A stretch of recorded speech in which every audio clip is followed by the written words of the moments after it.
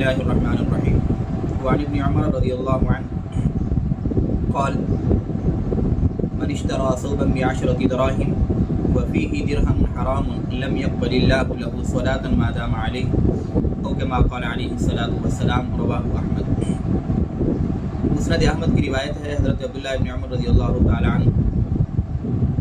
مرفوعاً نقل کرتے ہیں رسول اللہ صلی اللہ علیہ وسلم کے فرمان مبارک کو کہ آپ علیہ الصلوۃ والسلام نے ارشاد فرمایا کہ جس شخص نے 10 درہم کا کپڑا خریدا اور اس کپڑے کے اندر جو قیمت ادا کی گئی 10 درہم، ان میں 1 درہم حرام مال کا تھا، حرام کمائی سے کمایا ہوا، تو جب تک یہ کپڑا اس شخص کے بدن پر رہے گا اس کی کوئی نماز قبول نہیں ہوگی۔ اس حدیث مبارکہ کے اندر حرام مال کی نحوست کو بیان کیا گیا اور بتلایا گیا کہ حرام مال کا اور حرام لقمے کا وبال اس قدر شدید ہے کہ یہ نیکیوں کی قبولیت میں رکاوٹ بن جاتا ہے۔ آپ خود اندازہ لگائیے، نیکیوں میں نماز کا درجہ، نیک اعمال میں اور اعمال صالحہ میں نماز کا درجہ اور مقام کیا ہے؟ اہم ترین عبادت اور دین اسلام کا اہم ترین رکن۔ ایسا اہم ترین رکن بھی اگر کوئی شخص حرام مال سے خریدے ہوئے لباس کے اندر وہ فریضہ ادا کر رہا ہے تو یہ رکن اور یہ اہم ترین فریضہ اور عظیم ترین عبادت اللہ کے ہاں مقبول نہیں ہوتی بلکہ رد کر دی جاتی ہے۔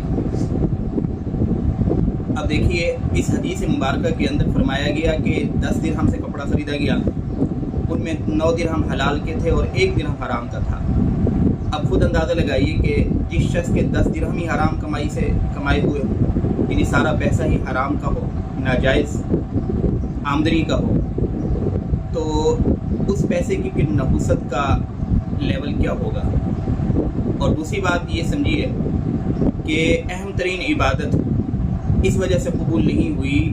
کہ یہ نماز پڑھنے والے شخص کے بدن پر جو لباس تھا اس لباس کے اندر حرام کمائی کا 1 درہم تھا۔ تو جب اہم ترین عبادت کی قبولیت کے اندر یہ حرام درہم رکاوٹ بن رہا ہے یا حرام روپیہ رکاوٹ بن رہا ہے تو باقی جو عبادات ہیں، روزے کی صورت میں عمرہ ہے، حج ہے، قرآن پاک کی تلاوت ہے اور ذکر اذکار کرنا ہے، یہ عبادات پھر کیوں کر قبول ہوں گی؟ کیسے قبول ہوگی جب نماز ہی قبول نہیں ہوئی؟ اور یہ حرام کا روپیہ اور حرام کا درہم نماز کی قبولیت کے اندر جب رکاوٹ بن رہا ہے، قبول نہیں ہونے دے رہا، تو یہ روزے کو کیسے قبول ہونے دے گا؟ یہ پھر قرآن پاک کی تلاوت کو کیسے قبول ہونے دے گا؟ ذکر اذکار کو کیسے قبول ہونے دے گا؟ حج اور عمرے کو کیسے قبول ہونے دے گا؟ اس لیے ہمارے لیے اس کے اندر ایک بڑا تشویشناک پہلو ہے، بڑا تشویشناک، کہ نیکی کے اہتمام کے ساتھ ساتھ حرام سے بچنا ہے۔ حرام سے، حرام مال کون سا ہوتا ہے؟ جھوٹ سے کمایا ہوا مال اور رشوت کا پیسہ اور ناپ تول میں کمی کر کے کمایا گیا پیسہ، ملاوٹ کر کے کمایا گیا پیسہ، دھوکہ دے کر کمایا گیا پیسہ، کسٹمر کو اعلیٰ درجے کی چیز دکھائی گئی اور اس کے ساتھ ریٹ بھی وہی طے ہوا A کیٹیگری کا، لیکن جب چیز دینے کے باری آئی تو B کیٹیگری C کیٹیگری کی چیز دے دی، پیسے لیے A کیٹیگری والے، عمدہ مال کے پیسے لیے اور دیا اس کو گھٹیا مال۔ یہ بھی حرام کی آمدنی ہے، یعنی دکھایا کچھ اور دیا کچھ۔ اور بہنوں کا حصہ مار لینا، یہ بھی حرام کی کمائی ہے، غصب ہے، ڈاکہ ہے۔ مزدوروں کا پورا حق ادا نہ کرنا، اپنے ماتحت لوگوں کا پورا حق ادا نہ کرنا، زمینوں میں کام کرنے والے جو مزارے ہیں ان کا حق مار لینا، یہ ساری کی ساری چیزیں، سود پر پیسہ لینا اور سود کے پیسے سے پھر دوائیاں لے کر زمینوں میں استعمال کرنا، کھاد زمینوں کے اندر استعمال کرنا، یہ ساری کی ساری آمدنی اور غلہ یہ سارا کا سارا حرام کے دائرے میں آئے گا۔ اب آپ خود اندازہ لگائیے کہ اس حرام کے ارتکاب کے ساتھ اب انسان کوئی بھی نیکی کرے گا، جب نماز جیسی عبادت قبول نہیں ہو رہی تو کوئی نیکی کیسے قبول ہوگی؟ اس سے ہمیں یہ سبق ملا کہ صرف نیکیوں کا اہتمام ہم نے نہیں کرنا، بلکہ نیکیوں کے اہتمام کے ساتھ ساتھ ان تمام گناہوں سے بچنا ہے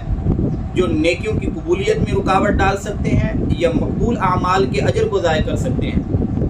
یہ تو ایسا ہے جیسے کوئی وائرس ہوتا ہے اور وہ ڈیٹے کو ڈیلیٹ کر دیتا ہے، یہ گناہ اور پھر حرام کا لقمہ یہ ایسا وائرس ہے، حرام کا مال یہ ایسا وائرس ہے جو کل قیامت کے دن نیکیوں کے ڈیٹے کو ڈیلیٹ کر دے گا۔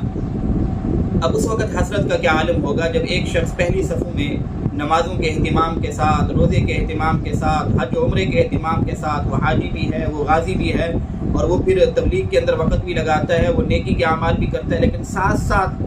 ان حرام کاموں کا ارتکاب کر رہا ہے کہ وہ رشوت بھی کھا رہا ہے، وہ جھوٹ کے ذریعے مال کما رہا ہے، اور وہ دھوکہ دے کر مال کما رہا ہے، وہ اپنے بہنوں کا حق مار رہا ہے، کل قیامت کے دن اتنے انبار لیتے ہوئے نیکیوں کے انبار کے ساتھ جب کل قیامت کے دن بارگاہ خداوندی کے اندر حاضر ہوگا تو وہ دیکھے گا اس کے تمام اعمال حق کر لیے گئے ہیں، تمام نیکیوں کو ضائع کر لیا گیا ہے، اس لیے کہ گناہوں کی یہ وائرس موجود ہیں جس کی وجہ سے نیکیاں محفوظ نہیں رہی بلکہ ضائع ہو گئی ہیں۔ اس لیے مجھے اور آپ کو صرف نیکی کا اہتمام نہیں کرنا بلکہ ایسے تمام گناہوں سے بچنا ہے جو وائرس کا کام ادا کرتے ہیں اور ہمارے نیکیوں کو ڈیلیٹ کر دیتے ہیں، ہمارے اجر کو ضائع کر دیتے ہیں۔ اللہ تبارک و تعالی مجھے اور آپ کو اعمال صالحہ کے اہتمام کے ساتھ ساتھ گناہوں سے بچنے کی بھی توفیق عطا فرمائے۔